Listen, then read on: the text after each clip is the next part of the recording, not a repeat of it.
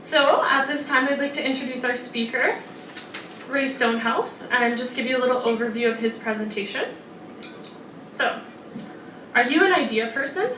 Do you have the skills to turn your ideas into reality? Do you have the time, energy, resources, and finances to make your idea happen?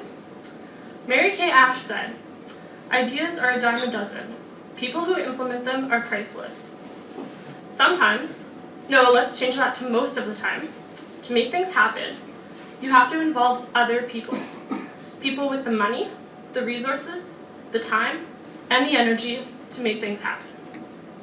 Our presenter, Rae Stonehouse, shares sage advice on how to leverage your knowledge and experience, channel your passion, build your personal influence, and how to speak to make things happen. Please welcome Rae Stonehouse with The Power of Influence, Speaking to Make Things Happen. Good morning, everyone. Good morning. A little more energetic than that. Come on. Good morning. So the more energy you have, the better I am, the more energy that I have. I've heard it said many times that there are at least two types of people in this world. There are destination people and there are journey people. Now, I would expect that many of you in this room are destination people. By show of hands, who is a student or an engineer wannabe? Any students in the room? Only one? Okay, well, I'll talk to you specifically. As an engineer wannabe, I would expect that as a destination, what you have in mind is graduating from school, getting your degree. Now, you've told me you have to go out and get some more education, but what the destination is in your mind is that job where you're out there being an engineer. That's true. And now, if there's only one student, is that to say that everybody else in this room is an engineer? No? Am I in the wrong group? Is this young engineers? Sort of. Some of us are engineers in training. Well, how's the difference between an engineer in training and a student? We're working, but we just don't get paid quite as well. Oh, slavery. So that's called slavery, isn't it? Okay, well, so how many are engineers in training? Put it that way, show of hands. Quite a few people. Okay, so your destination, I would expect, is very similar to the student, where there's a point in time where you will complete your course, and you will get paid. You will be bona fide engineers. That's your destination. That's what you have in mind. Now I look around, and I'm seeing there are a couple other individuals here that are closer to my age bracket. Can't use the term young on us. Destination. You've already graduated, I assume? So do you have a destination? Is retirement the goal, or is it bigger and better projects? Bigger and better projects. Bigger, better projects. I thought that there was actually going to be a lot more engineers that are working in their field right now. Because what I would say, the destination for somebody working as an engineer, my understanding of engineering, is being involved with major projects. So they could either be a project leader, a team leader, or working on a project, and the destination is a set of deliverables and is a goal. The project will be completed by such and such a time. That's my understanding of what engineers would do. It'd be project manager. That would be the destination. Now I'm not a destination person. I've always been a journey person. Always been. I think back to when I was a young man. I was taking a program, postgraduate program in psychiatric nursing. I'm a registered nurse and I work in psychiatry. I was being trained to be a mental health therapist. And I was really reluctant to take the program on in the first place because it was a really bad time for me. I had lost a close friend. He was killed in a car accident. And it was very tragic because I was involved with the family. So I really didn't want to get involved with a course that was going to basically play with my emotions. I didn't want to get involved with that. And yet I was persuaded to taking that course. Well, as we drew towards the end of the course, my instructors, Karen and Lynn, they were talking about graduation and what it would be like when we're graduating. And for whatever reason, I think they're just trying to get my goat. They said, "Rae, we don't know if you're going to graduate or not." and they're trying to play with my head. And I thought that was really weird, considering they're teaching me to be a therapist, and that seemed a little bit odd. And I think I surprised them, because I said, I don't really care if I graduate or not, because it's not important. You're going to give me a certificate at the end of it. I have lots of certificates on my wall. They don't guarantee me any more pay. They don't guarantee me a better job. But what I'm more interested in is the journey that I've been on. I'm not the same man at the end of this program as I was that I started. I've learned things throughout that if I get a certificate, it does not matter to me at all. I've learned things. It's been almost 35 years since I've taken that program. I probably still have that piece of paper and I could photocopy it for a resume if I needed it, but there was no real value to it. Yet what I learned on that journey, I probably use every day in my life and in my working practice. I still work in psychiatry and mental health. So while I don't do therapizing, I call it, I don't do that every day, the skills and techniques I learned in that course, I still use. So I'm a journey person. My destination for this particular presentation was to put together about an hour-long presentation for a group of engineers. That was my deliverables, and to be out of here in less than an hour. Because if I'm here after the hour, I'm probably going to be talking to the Capri hotel staff, and, well, I don't know how receptive they will be to this topic. In researching this topic, power of influence, speaking to make things happen, I found that I was on the wrong journey. This really wasn't the way to look at things. The power of influence. When I researched it, I found that one of the challenges that the word persuasion and influence are used interchangeably, but they don't mean the same thing. So here I am creating a presentation on a subject that really wasn't the one that I needed to be presenting here. I also found out that on the subject of persuasion, there are facilitators in the US that have 3- and 4-day workshops for $5,000 US on the subject of persuasion. But that's almost, what, $1 million Canadian? The way the exchange is right now. So I realized I was in the wrong area for a speech. So I've never done this before.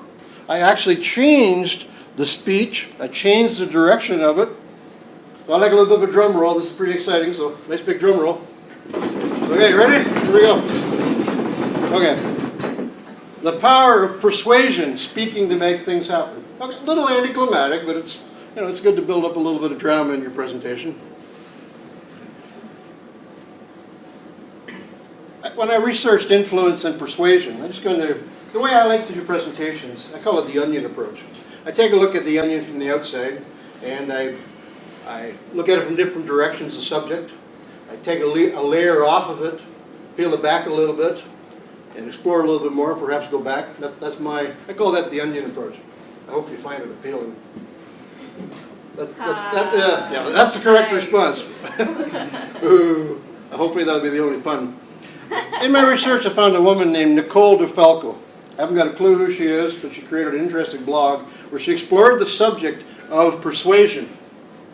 And her definition of it is presenting a case in such a way as to sway the opinion of others, make people believe certain information, or motivate a decision. So the gist of this presentation was speaking so you can make things happen.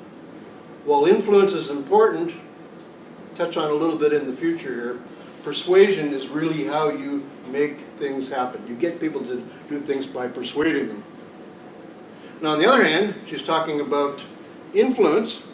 She says influence is having a vision of the optimum outcome for a situation or organization, and then without using force or coercion, motivating people to work together toward making a vision a reality. So influence is more at an upper level. It's more of a leadership level, getting other people to do what you want them to do. We break it down a little bit, just trying to get this out of the way. So persuasion, choosing words and phrases to communicate ideas to strike a responsive chord in a target audience. We've grown up, all of us, in a persuasive world.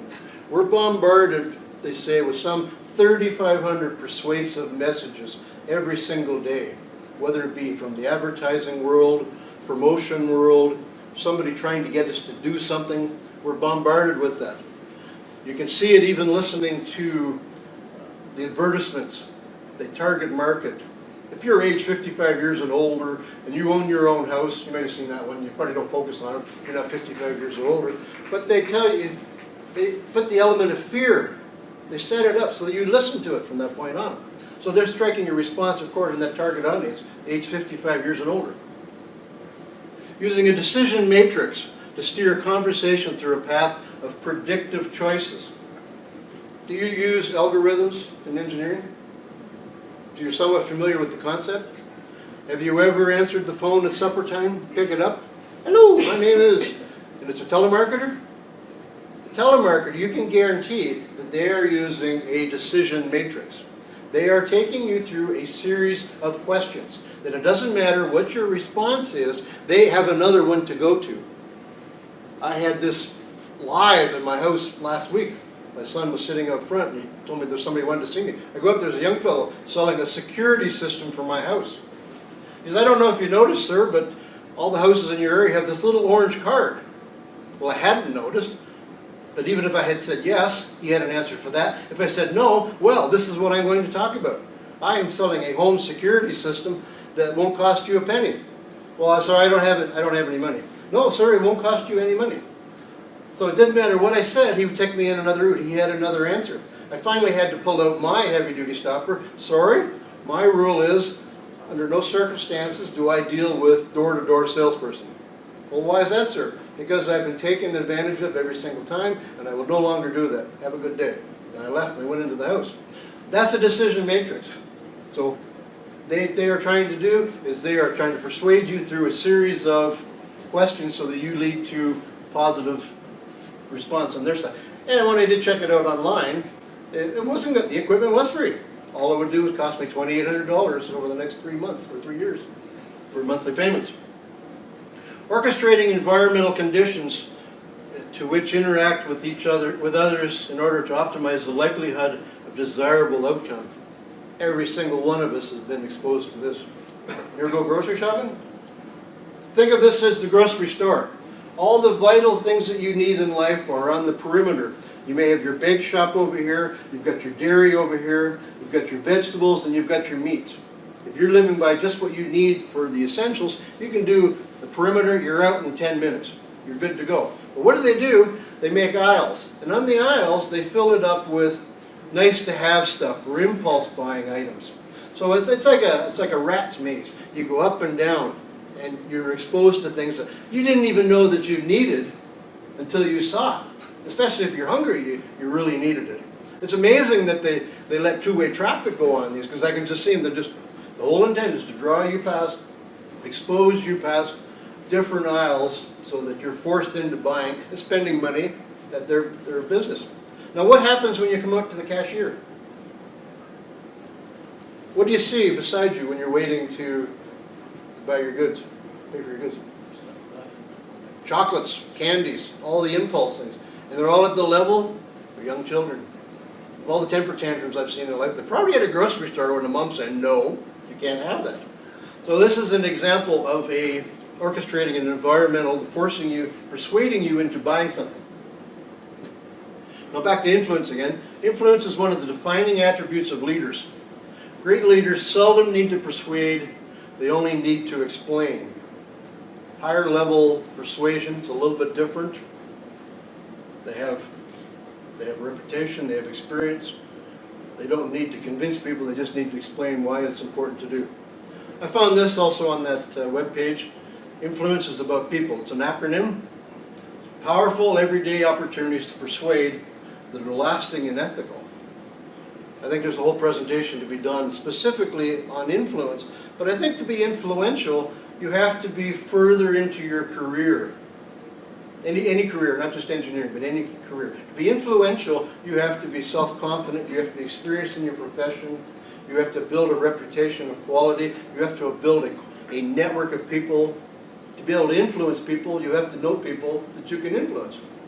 So that's why I've changed the focus to this, to persuasion. But to be able to understand persuasion, you really have to understand what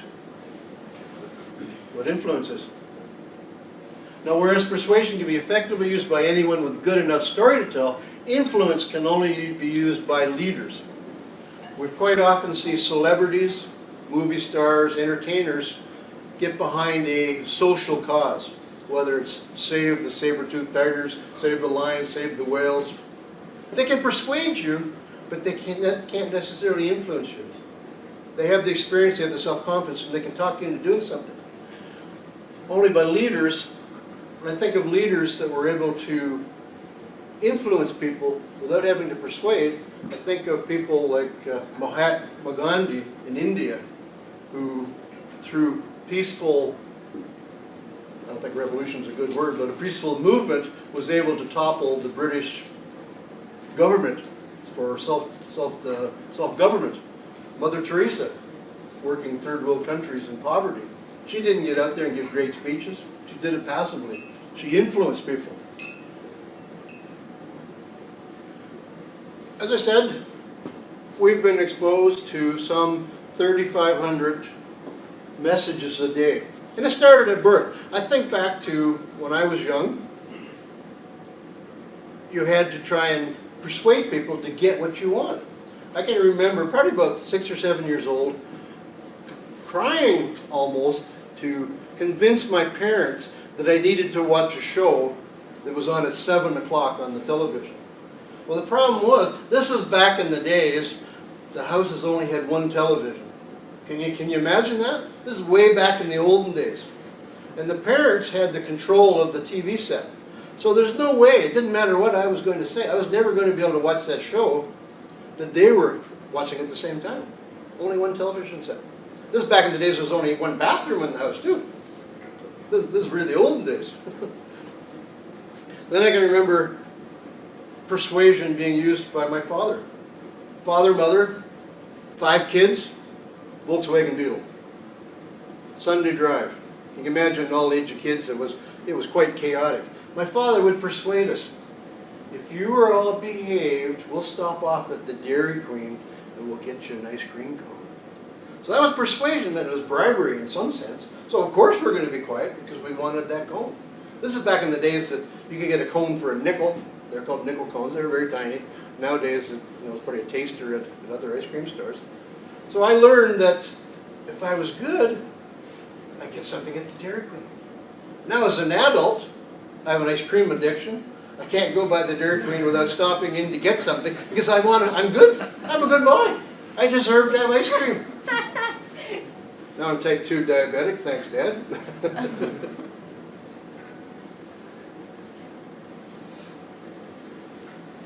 As I said, we're bombarded with persuasion everywhere. We need to take a look at persuasion from why it exists, because it works. That's why it's out there. So if you're going to convince somebody to do something that you want, you have to know the rules or the way to be persuasive. And the marketing and advertising world is so pervasive in our world because it works. Not all the time though, because we're bombarded with advertising. We're bombarded with persuasive appeals. Sometimes we weed them out. Sometimes we look at them thinking, I don't get it. Sometimes messages are put out there and you got to wonder, what were they thinking? So to be able to understand how to use persuasiveness, you have to realize when you are being persuaded, you're trying to do something against your will. Like in the example of the grocery store, that's all subliminal. Put the candy at that level so you have an urge when you go out. Being aware. As an example, what's the message? Are they advertising something? Are they trying to persuade us or something? It seems purposeless. Don't touch the sign. Why put the sign up? I guess there's a message there. I'm not sure if it's a joke or not. We watch television. We listen to the radio. Right around meal times, you ever notice there's an awful lot of commercials for fast foods? You probably weren't even hungry. You didn't even realize that it was mealtime. All of a sudden these advertisements come on. You start drooling. You start getting hungry because they've set it in your mind. They've triggered something subliminal. They're getting you hungry. You see the commercials. You also see them on the side of the road. So if you saw this on the side of the road, would that sign persuade you to stop in and eat at the restaurant? Just hands up for yes. Nobody? I would. I'd be curious. I'd go in at least once because obviously they've got a sense of humor. I'd go into a restaurant. I'll check a restaurant out once. If I don't like it, if the food's no good, I won't go back again and I won't recommend it. So they're using a sense of humor to draw people in. What else can they say? Yeah, we've got good food. No, another restaurant tried the same thing.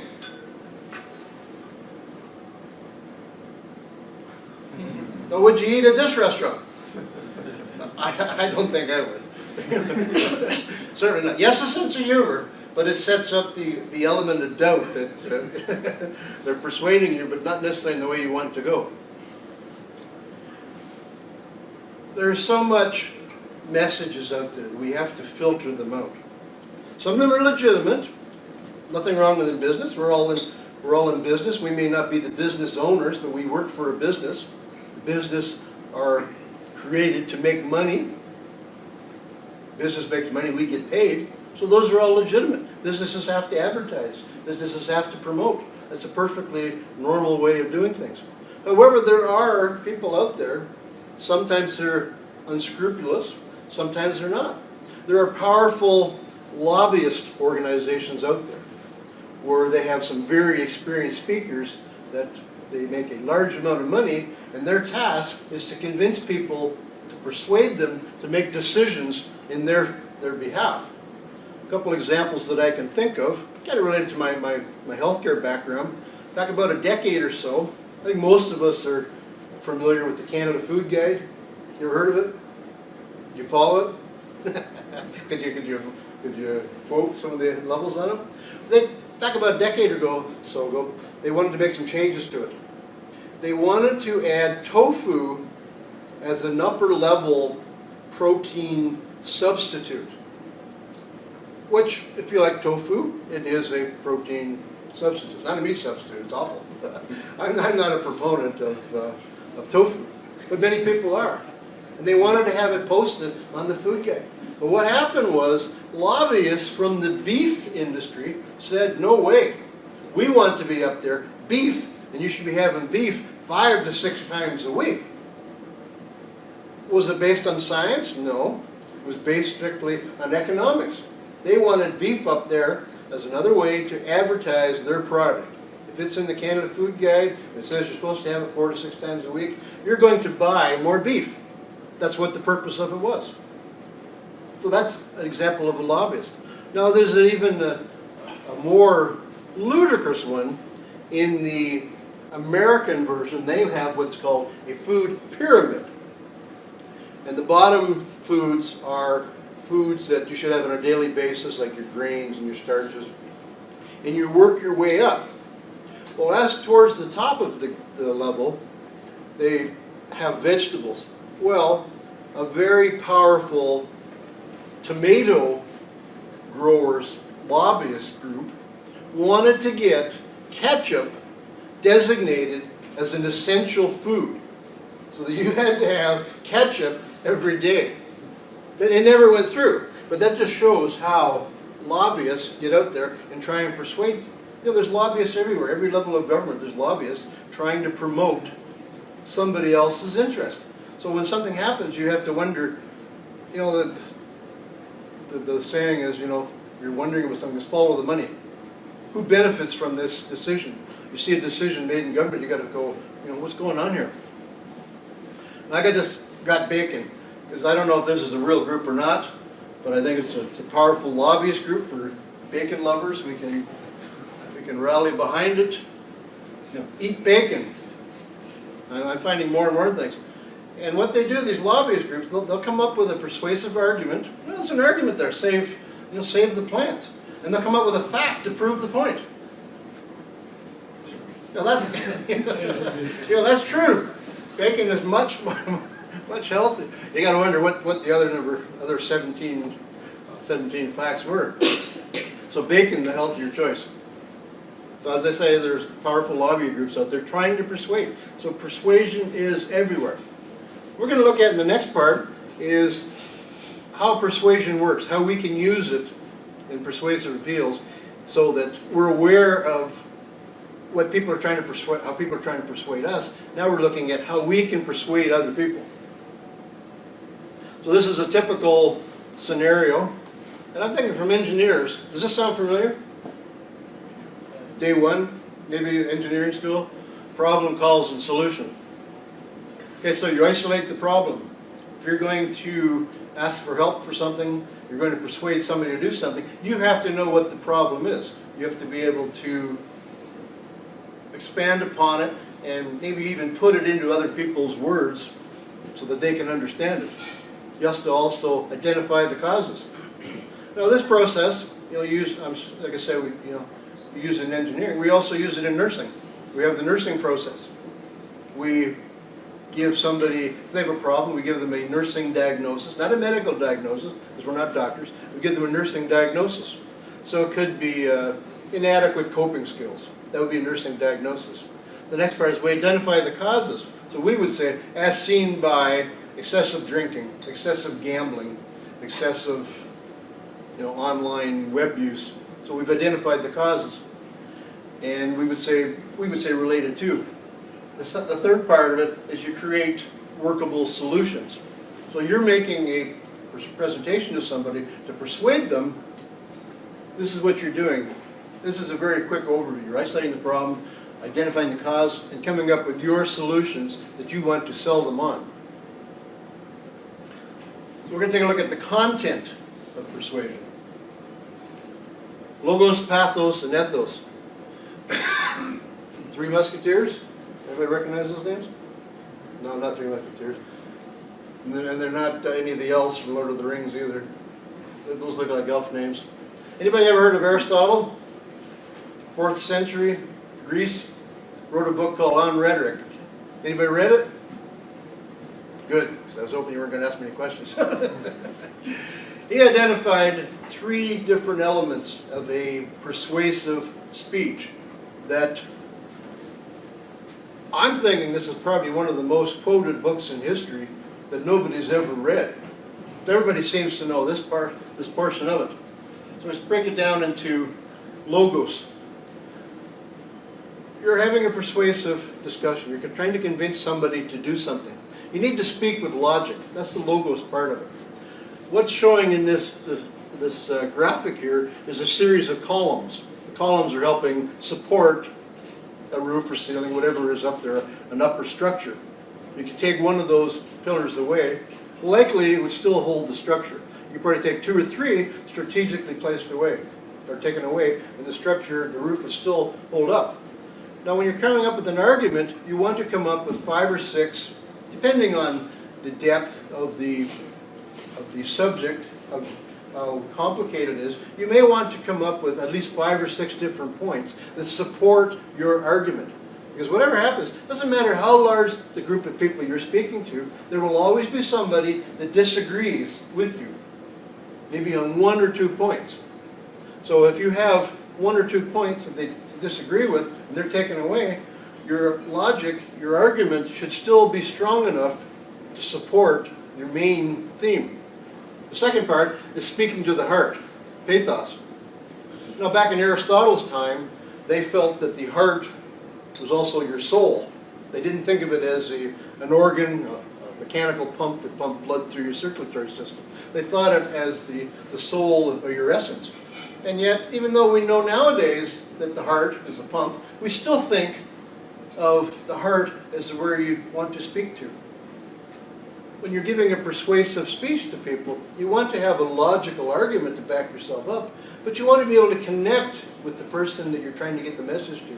You want to speak to them at a one-to-one level. You want to speak heart to heart. You've heard that expression, they resonated with me? That's really what that's about. I've listened to thousands of speeches. I've evaluated probably thousands of speeches. And I've given the evaluation to some speakers that weren't very good. But they resonated with me. The message that they had was good. They didn't have the skills of public speaking. They weren't outgoing. They really didn't engage the audience. But the message they had, they came from the heart. And that was really important. And I congratulated them on that, and encouraged them to go to the next level of public speaking, becoming more proficient. So speaking to the heart. If you come from a sales background, it's said that people make their decision to buy something based on emotion. So that's from the heart. They back up their decision or justify it from the logos, from the logic. If they like something, they'll buy it because they like it. It really feels good to them. They will buy it, and they bought it because, oh, it gets so many. If it's a car, so many miles per gallon. It's comes in this. They will justify it logically. Then speak from authority. The classic example I think of this one is I was following. This is a decade or so back. There was a big discussion in the newspaper, letters to the editor, about the use of fluoride in public water system. And there was a very loud individual out of Summerland that was speaking against it. And all kinds of research he was pointing out, and he was pontificating on it, and you can't do this, and he was going to public forums. Yet his degree, he was a PhD in geography. And I'm thinking, okay, obviously a learned man, he's gone to school, has a degree, but what gives him any credibility to talk about the subject of fluoride in the water? That was an example. So that undermined anything that he had to say. Maybe he had some good points, but that took away from him. So when you're trying to persuade somebody, you want to be able to have the credentials and the knowledge to be able to speak on the particular subject. I'm speaking here today based on the fact that I have practiced public speaking and I know something about it. So I've got a little bit of credibility there. I'm not an expert, but it's consistent with what message I'm trying to deliver today. Now here's some quick tips for, how's the time anyways? 8:35. Okay. Quick tips for crafting a persuasive speech. I think there's about 4 or 5 tips here. You should be telling a story. Stories are important for sales. And the story should have you involved in there in some way. It could be a story with somebody that you know, but there has to be, a story has to have a beginning, there has to be a content to the story, and there has to be a conclusion. And it has to be applicable to the message that you're trying to get across. Many public speakers stand up and start off by telling a joke. And then they go into something else. The joke had no reference or no connection. So that was a waste. It had nothing to do with what they're talking about. The story that you come up with should tie into your speech. If you're talking about perhaps world famine, maybe you want to talk, you see the commercials. The kids come out with the great big large eyes, and they, this person hasn't eaten in 3 days. So they tell a story. And they're they pull in the logos, speaking from logic, the ethos, they're pulling at your heartstrings, they're telling a story. So all those factors should come into your story. Exaggerate. Now this one gave me a little bit of a challenge, because I totally took it in the wrong direction. Well, if you're telling a joke, exaggerating is perfectly normal. I was out fishing the other day and I got a fish that was this long. So you're exaggerating. If you're telling a tall tale, fishing tale or whatever, it's okay to exaggerate. If you're in a court of law and you've been told to tell the truth, the whole truth, and nothing else but the truth, exaggerating is not a time to do it. I was thinking of an example. Some have been around for a while, might recognize the name, Hetty Fry. Recognize that name? She was a politician, and I'm not too sure exactly if she was federal or provincial, but she made a statement. She was involved with multiculturalism, and the point that she wanted to make, she was trying to persuade people in the government that racism and discrimination was still quite prevalent in Canada. And she made a statement saying, they're burning crosses right now on the lawns of Prince George. And everybody was in a state of shock. Because if you know the reference burning crosses, if you're not familiar with it, it refers to the KKK, the Ku Klux Klan. That's what they do. They would burn crosses to intimidate people. So people started digging a little deeper, and they found that the KKK does not really have a big presence in Canada. There are a couple chapters of it, but not in BC. Furthermore, there were no crosses being burnt in Prince George. She had exaggerated upon the point. She said, well, maybe not today. Maybe I exaggerated on that bit. Maybe it happened recently. The police got involved, and they dug deeper. And there was no evidence of crosses being burnt in Prince George, or anywhere in Canada. So she exaggerated. She was trying to make a point, but she went the wrong way with it. Now this thing here, this part here, is telling us to exaggerate. But what I found out, what it really meant is that when you are telling a persuasive story, you are part of the message. I'm delivering a persuasive message right now. I'm trying to convince you all to put persuasive speaking into your repertoire of speaking skills. Now when it says to exaggerate, they talk about your hand gestures, your vocal variety, moving around appropriately, so exaggerating your movement. This is a fairly small room, so I'm not the greatest person with gestures. My gestures tend to be tight. Now this entire room was opened up, with the walls open, and the stage was somewhat down there wider, or if the whole room was open up and the stage was here on this side, my gestures would have to be quite a bit wider, because I'd be speaking to this end of the room, and I'd be speaking to that end of the room. So when we're talking about exaggerating, as you're part of your message, you have to deliver it with a physical component to it. We talked about this before under the ethos, is showing passion. If you're not passionate about your topic that you're trying to persuade somebody about, maybe you're not the person that should be doing it. Maybe somebody else should be doing it. Or maybe it's not even a topic that's worthwhile being promoted. As in websites, if you're a website developer, so I've said over and over again, for search engine optimization, content is king. The same thing happens for a persuasive message. If you're trying to convince somebody to do something, you need to give them all the information that you can come up with, not to bombard them, but to help them make the decision to be persuaded, to follow the actions that you want to take. So the next part we're going to move into is top P's of powerful persuasion. A little bit of a tongue twister. Now these aren't in any specific order, so they're number 1 through 10, but they're not in any specific order. So purpose.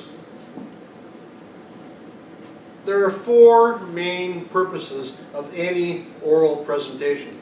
1 is to entertain, 2 is to educate, 3 is to inform, and 4 is to persuade. Any presentation or verbal production that you hear is based on those. They're either trying to entertain you.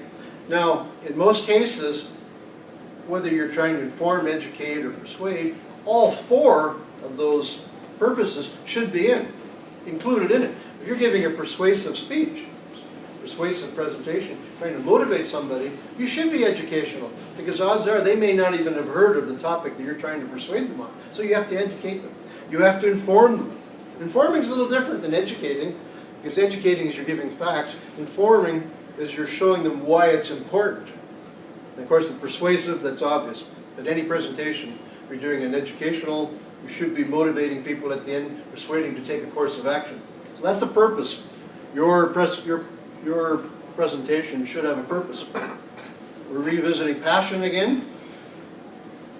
You want to resonate with your audience. You want to be able to share the passion. You want them to see that you are enthusiastic about your subject, that they will be enthusiastic too, and with the idea is that they are going to follow through and take the course of action that you're recommending to them.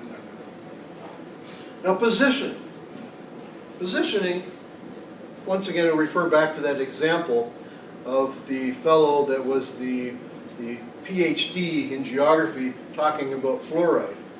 If he was the guest speaker here and they introduced him that way, people are going to go, well, why is this guy talking to us?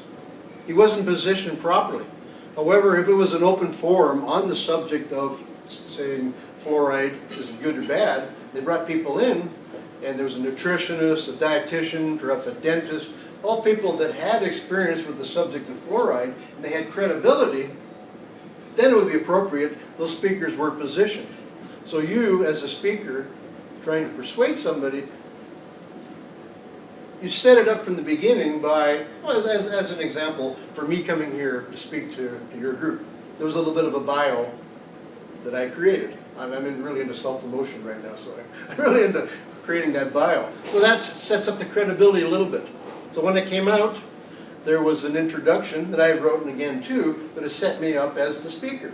So in this case, positioning is you want to set yourself up as the person to talk about this or subject. Now, packaging.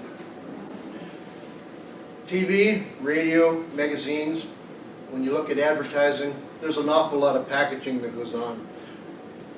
Using a car as an example, they're selling a high-end automobile. They just don't show it in somebody's driveway in Rutland. They'll show it as an exotic location or on top of a mountaintop. You only get there by helicopter. How that ties into a car being on top of a mountaintop, I have no idea. But that's packaging. You're getting that image that it's elite. The same thing applies to us as speakers trying to persuade somebody. Packaging is important. So part of the packaging was the bio, the introduction. That all sets it up. That's all packaging.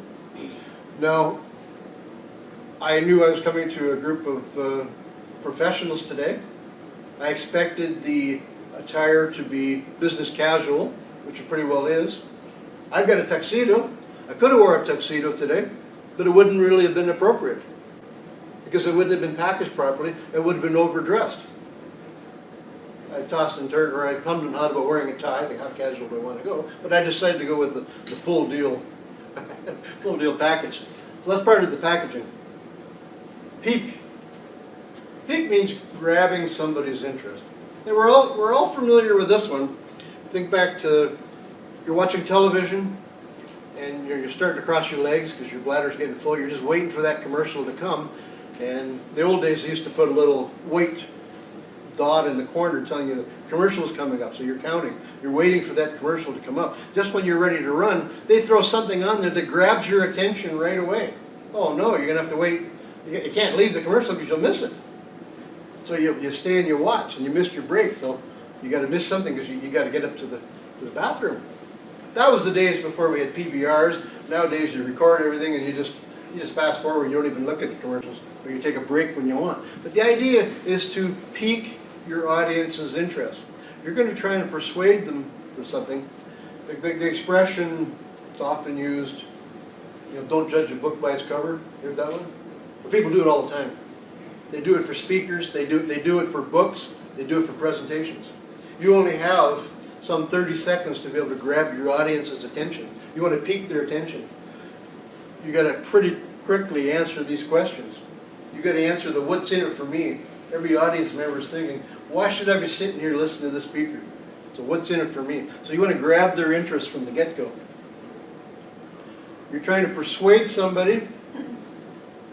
You've usually got a solution. And you're going to make a promise.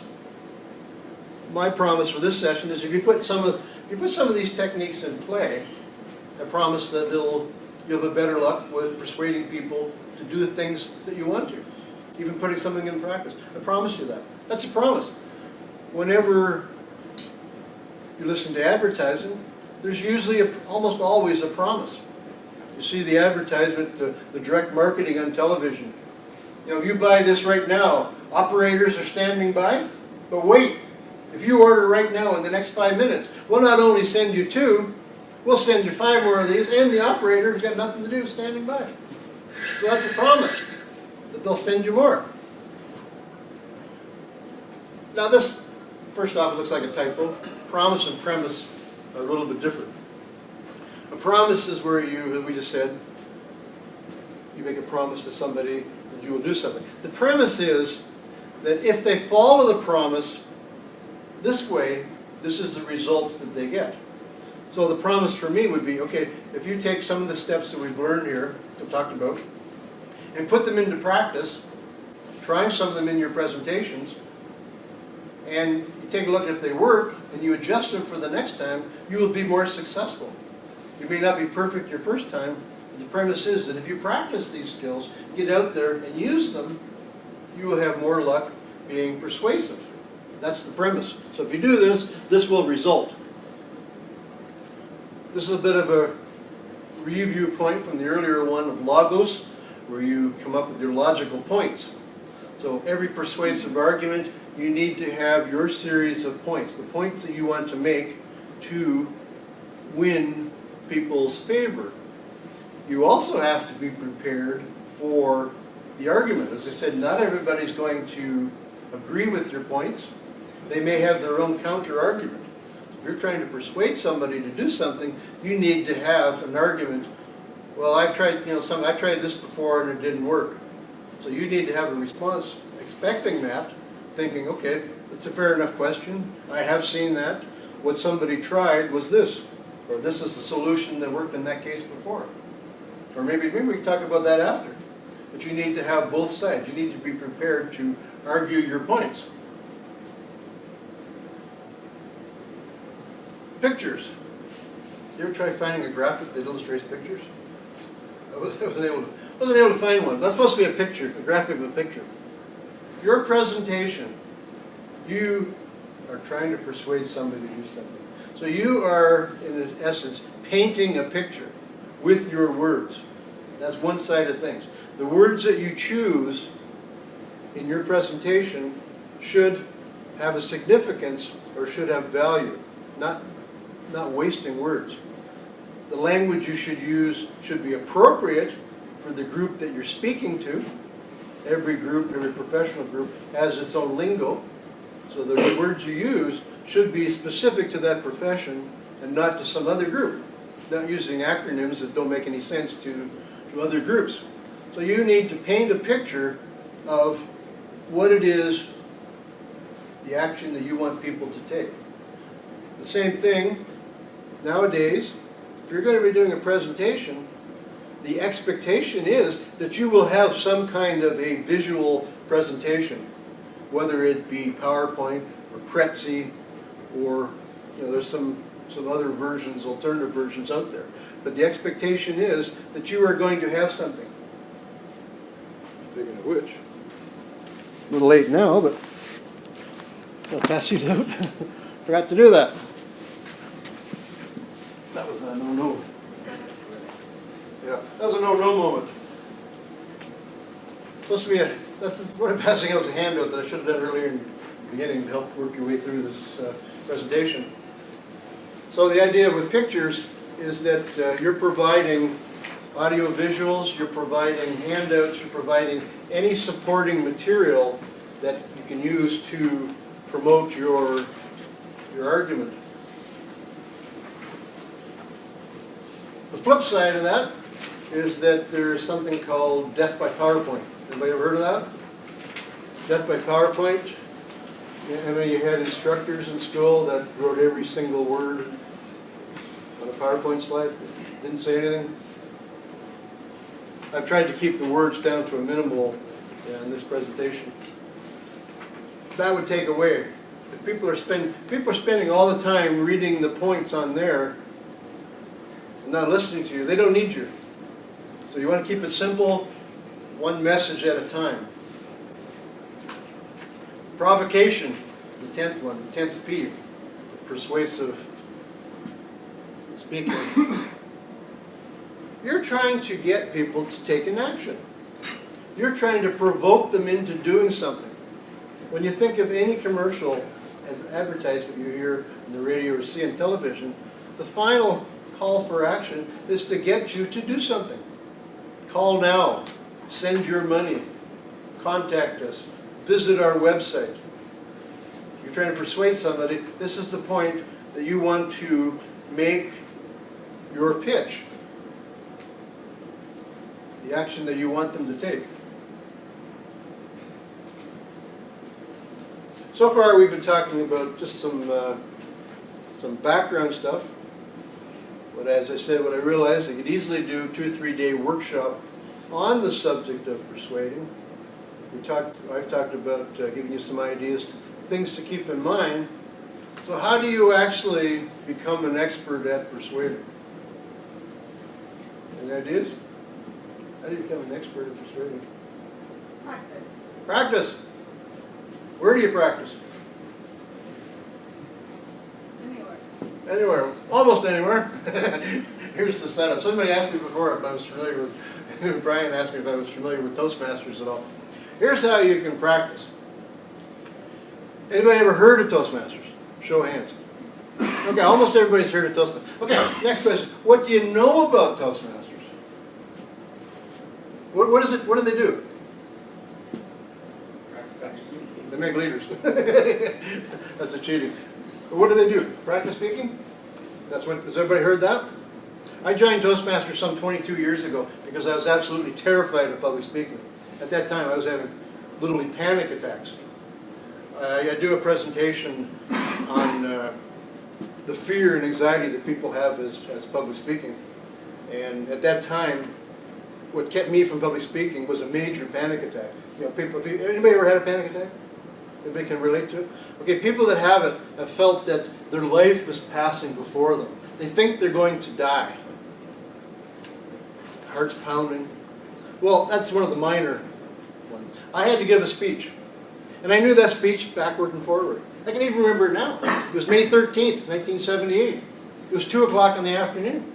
There's twice the amount of people here. There's 50 or 60 people there. And they were hanging on every word that I had to deliver. I had to deliver a speech. And they're waiting for me to deliver that speech. It was only a 2-word speech. All I had to say was, I will. Anybody married here? The married people will appreciate it. Those are your wedding vows. If you're single, you'll have that in the future. It can be very stressful. My life passed before me, and I had lived with my girlfriend at the time for 3 years, so I knew that I was getting to. There was no real reason. But where other people's life passed before them, I knew that I was going to die. But besides my heart pounding, I started laughing. Now, not a giggle, not a chuckle, not a guffaw, but complete body contortions. Completely out of control. Major panic attack. The minister, I think he must have been a basketball coach or a football coach, stopped the wedding. He called a timeout. And he pulled me over to the side, and we had the, see the sports huddle. Coach comes over, puts his arm around me. He says, Ray, he says, I don't know why you're so nervous about this. He says, you get 500 of these things under your belt, and they're no big deal. So he threw me back into the game. I got married. I think we're at about 38 years now. I've kind of lost count. Happily married, 38 years. 37 for her, one for me, but that's another whole other story. But I think what I take that is, that's somewhat the secret to becoming a proficient public speaker. Not getting married 500 times, of course, but getting up there and taking on challenges. So how do you become a persuasive speaker?